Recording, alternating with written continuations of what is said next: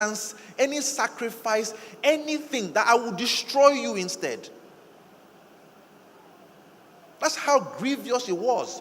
And Eli did no offense, except that he did not restrain those children. So can you imagine where not restraining the children was such an offense that your entire lineage is wiped out?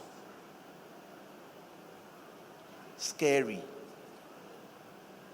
So when you hear that, and you hear God saying of Abraham that he will command his household, you understand that this is not about mere suggestion. The next one is about Samuel himself. It says that in 1 Samuel chapter 8, that when Samuel became old, he then appointed his own sons as rulers or sub-judges under him.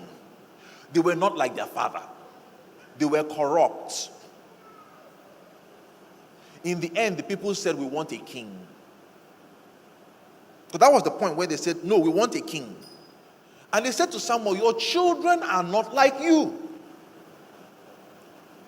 So even though God said to Samuel that, don't worry, it's not you they're rejecting, it's me they're rejecting.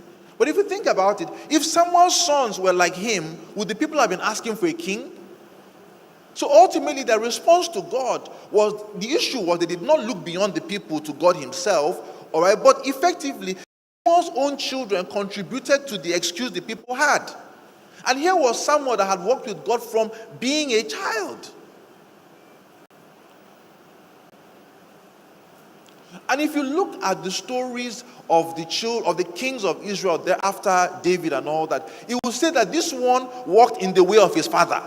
This one did not walk in the way of his father. This one walked in the way of his father. So you could see success, failure, success, failure, success, failure being measured by how the children behaved. Then you go back to Abraham. He will command his children and his household after him. Not before him, not in his presence, after him. Then you begin to understand what was meant in Proverbs, in Psalm, let me just check that. In Proverbs 13, sorry.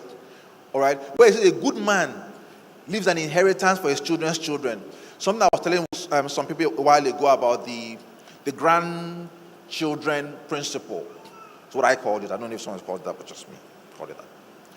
And the measure of your goodness is not in your children. It's in their children, your children's children, their own children. Why?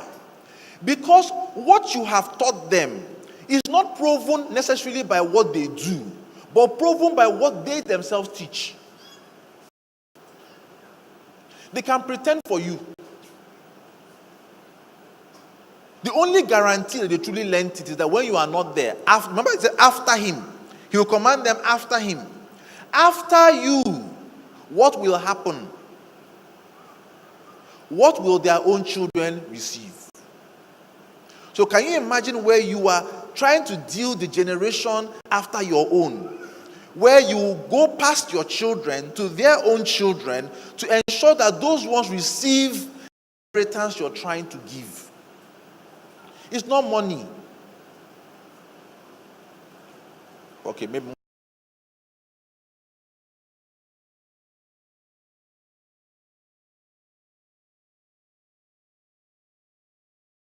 money can make it sweet. But fundamentally, we need to understand that.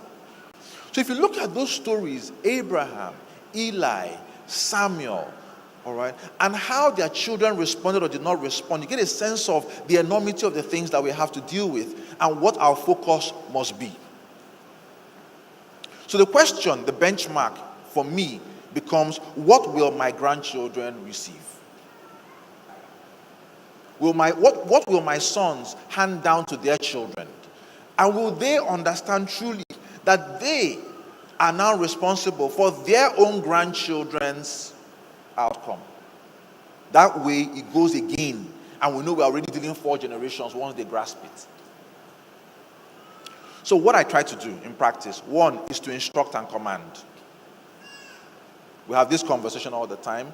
We then draw the line, and I tell the boys, okay, this one is not a discussion.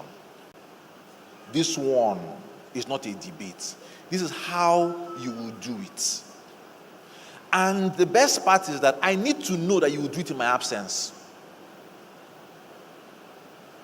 And I started receiving assurance when my first son was going to school, and we had a very touchy moment. I never forgot that. So we're doing his school shopping, his school's overseas, and we got to one point. I said to him, look, I'm really scared. There were just two of us in the aisle, and I said to him, I'm really, really scared of this thing. He says, Daddy, I know. Right. I said, you haven't been home, and you're now so far away, and I'm frightened about what can happen. And he says to me, Daddy, I know. Daddy, I'm also scared, but I won't let you down. Right. And I really, really felt touched by that. All right. And every time I feel like, I'm not happy, all right, I remind myself that he said he won't let me down. And if I feel really bad about something, I remind him that he said he won't let me down. And then something happened a couple of weeks ago, and he called me and said, Daddy, I have a problem. And I said, okay, I braced myself. And what is it? He says, first of all, understand that I know it's stupid. I know I shouldn't have done it. I know this happened, But I know you're going to be mad, but let me just tell you. Because there's no way, I have to tell you. So I listened to him, and he finishes, and I said, okay, fine. So what happens next? He says, you're not screaming. I said, what's the point of screaming? You already judged yourself. So we go on, what happens? And yes, he got punished in school for it. And the fact that it won't happen again and all. But I think that the point just being that when you're clear, and I'm trying to be clear with them all the time, all right, then we can have conversations that make sense and people can understand where the line is to be drawn on things. The second thing is you correct and you discipline. You don't miss the opportunity. They come in fleeting moments. That's not the time that your heart will fail you. You correct, you discipline. We cannot avoid this. You cannot smooth it over. You cannot make it better. That moment to correct and discipline, you cannot pass it over. Proverbs 22:15 tells you in the King James, it says, foolishness is bound in the heart of a child, but the rod of correction shall drive it far from him. Then in the New Living Translation, it will tell you, the youngster's heart is filled with foolishness. Physical discipline will drive it far from him. It's important to emphasize it because when you become butter, my first son will tell you that Daddy will just throw me up and like this. Then he will tell me that I'm not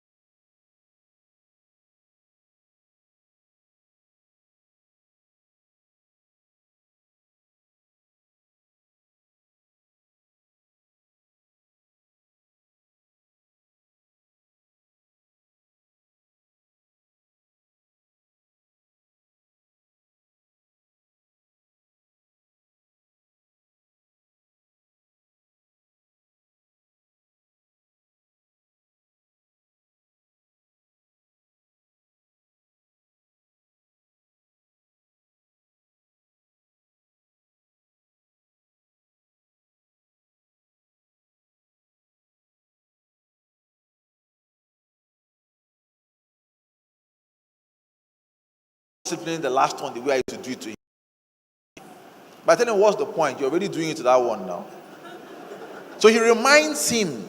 So when the last one, I said, do you want me to do what I did to the first one? He says, no, Daddy. He has heard all the stories. He has experienced it in the story. There's no need. That one, if you raise a cane, he has there crying profusely. You thought you already finished beating him.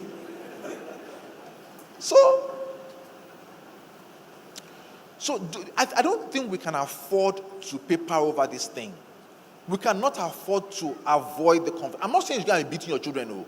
All right? But I'm saying you must find the appropriate physical discipline to ensure, because a rod is a physical item.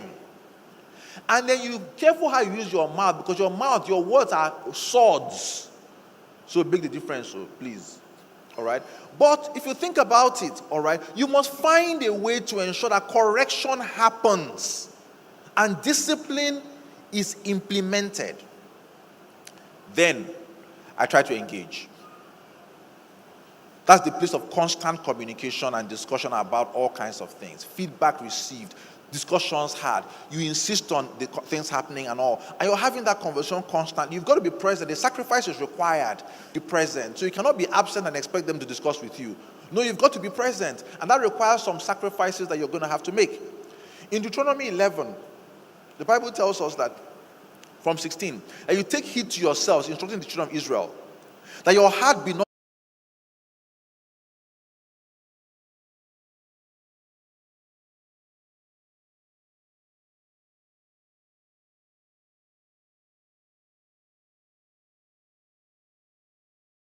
when thou liest down, and when thou risest up, and thou shalt write them upon the doorposts of thine heart and upon thy gates, that your days may be multiplied and the days of your children.